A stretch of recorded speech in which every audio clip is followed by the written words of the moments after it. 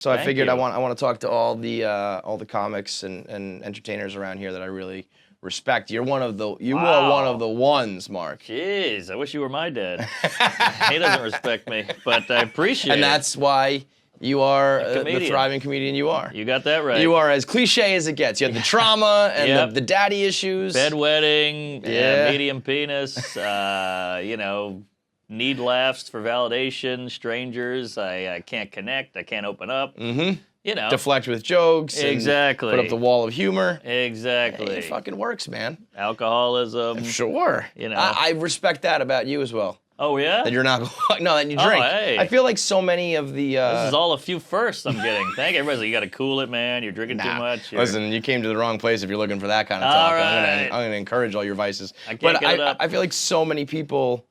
I guess it's one or the other. I guess you're either, raging or you're sober. You've given it all up. Yeah, but you and Sam, I mean, obviously, with We Might Be Drunk, like, it's a drinking base. You got Santino drinking whiskey. Yep. But a lot of people, I feel like, are out of the game, and you guys are still in it pretty strong. I respect it. We're hanging in. I mean, Bert Kreischer has the trophy.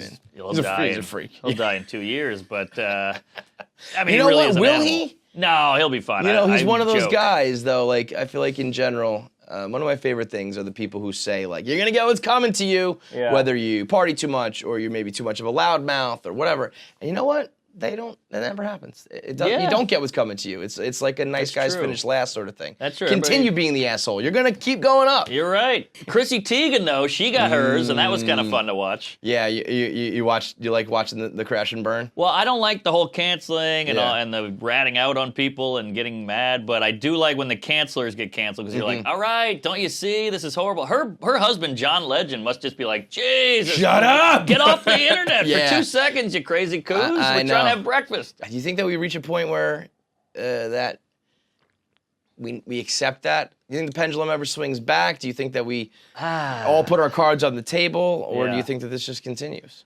I think because everybody's like, cancel culture.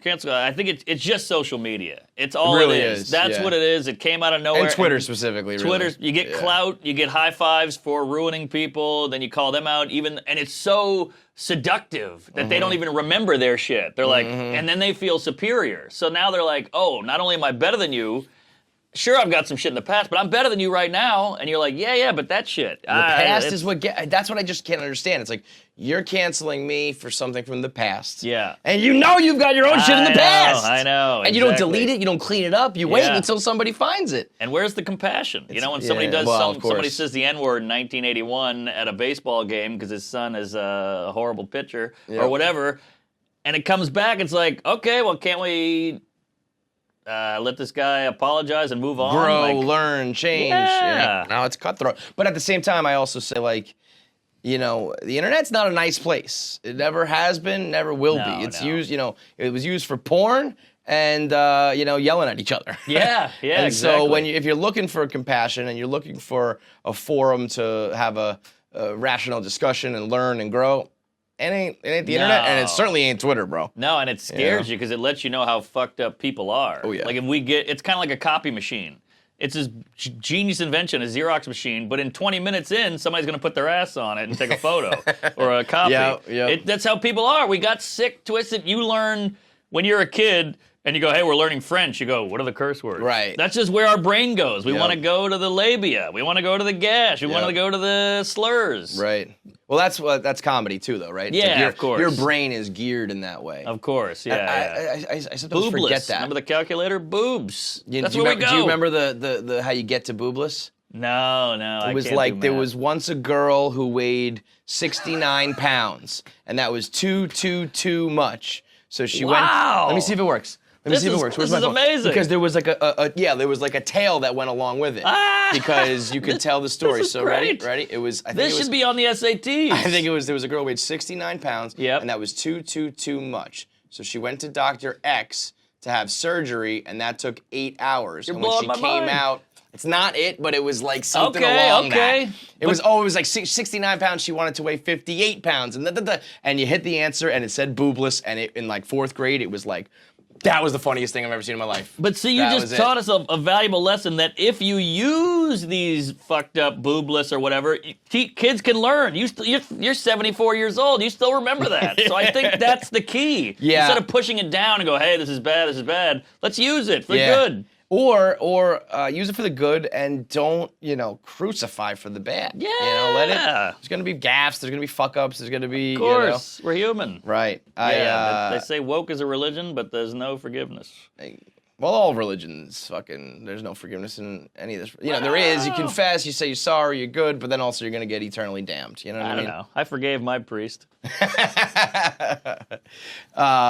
Congratulations are in order, right?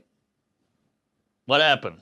Did you not? Here I did came you not out? pop the question? Oh yeah, right. Bro, you just proposed. Oh, right. Like 2 days ago, and you're like, wait, what happened? You had me thinking maybe I fucked it up, and you didn't. I didn't you think popped anyone the question. cared. Yeah, he's a nice guy. No, I just,